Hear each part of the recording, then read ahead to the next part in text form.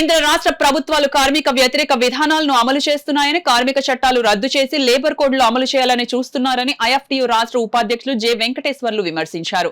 కాకినాడలోని జరిగిన ఉమ్మడి తూర్పుగోదావరి జిల్లా గ్యాస్ డెలివరీ వర్కర్స్ యూనియన్ సర్వసభ్య సమావేశంలో ఆయన పాల్గొని ప్రసంగించారు. మంగళవారం సాయంత్రం కాకినాడ టీడీపీ ఆఫీస్ దగ్గరలో గల ఐఎఫ్టీయూ జిల్లా కార్యాలయంలో ఉమ్మడి తూర్పుగోదావరి జిల్లా గ్యాస్ డెలివరీ వర్కర్స్ యూనియన్ సర్వసభ్య సమావేశం జరిగింది. ఈ సమావేశానికి యూనియన్ అధ్యక్షులు ఎం రాజు అధ్యక్షత వహించగా ఐఎఫ్టీయూ రాష్ట్ర ఉపాధ్యక్షులు J Venkateswarlu, G Raj Kumar, union నాయకులు నాయుడు, ప్రసాద్, సత్యబాబు, వీరబాబు, నాగబాబు, సత్యనారాయణ, రాంబాబు, ప్రసన్న కుమార్ తదితరులు పాల్గొని ప్రసంగించారు. ఈ సభలో వెంకటేశ్వర్లు మాట్లాడుతూ కేంద్ర రాష్ట్ర ప్రభుత్వాలు కార్మిక వ్యతిరేక విధానాలను అమలు చేస్తున్నాయని, కార్మిక చట్టాలు రద్దు చేసి లేబర్ కోడ్స్ అమలు చేయాలని చూస్తున్నారని విమర్శించారు.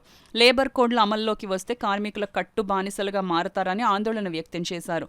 ప్రభుత్వాలు పెట్టుబడిదారులకు అనుకూలంగా పనిచేస్తూ కార్మిక హక్కులను కాలరాస్తున్నారని విమర్శించారు. గ్యాస్ కంపెనీలలో కార్మికులకు ఉద్యోగ భద్రత, ఉపాధి భద్రత కల్పించాలని, చట్టబద్ధ హక్కులు, సౌకర్యాలు కల్పించాలని ఆయన డిమాండ్ చేశారు. బాడీ సమావేశం ఈరోజు కాకినాడలో నిర్వహించడం జరిగింది. దీనికి కార్మిక సోదరులందరూ, గ్యాస్ డెలివరీ కార్మిక సోదరులందరూ హాజరు కావడం జరిగింది. ముఖ్యంగా ఈ గ్యాస్ డెలివరీ కార్మికులకు సంబంధించిన హక్కుల కోసం, మేము పడుతున్న ఇబ్బందుల కోసం ప్రతి విషయాన్ని బాగా చర్చించుకోవడం జరిగింది. రాబోయే రోజుల్లో అందరికీ మంచి జరగాలని కోరుతున్నాం. కొనసాగిస్తాం.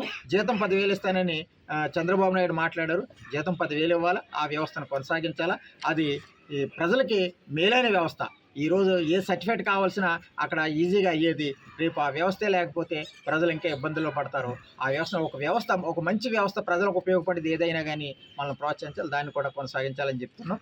ఈ కూటమి ప్రభుత్వం ఏదైతే ఉందో ప్రజలకి సూపర్ 6 హామీలు ఇచ్చింది. ఆ హామీలన్నింటిని కూడా అమలు చేయాలని చెప్పేసి మేము కోరుతా ఉన్నాం. ఏదైతే ఉప ముఖ్యమంత్రి పవన్ కళ్యాణ్ ఉన్నారో, మరి ఈ రాష్ట్రంలో ఆయన ఎన్నికల ముందు చాలా మాట్లాడారు. ఆయన పారదర్శకంగా ఉంటామని చెప్పారు. ఎక్కడ ఏ నేరాన్ని అంగీకరించమని చెప్పారు.